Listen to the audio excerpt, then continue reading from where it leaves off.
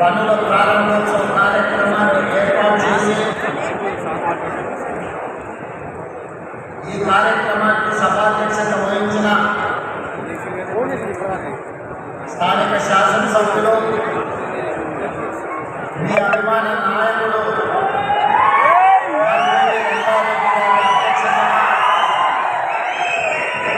ఈ కార్యక్రమాన్ని ఏర్పాటు చేసి నాతో పాటు ఈ కార్యక్రమంలో రంగారెడ్డి జిల్లా ఇన్ఛార్జ్ మంత్రివర్యులు మిత్రులు దుర్దిల్ల శ్రీరామ్ గారిని, వ్యవసాయ మరియు మార్కెటింగ్ శాఖ మంత్రివర్యులు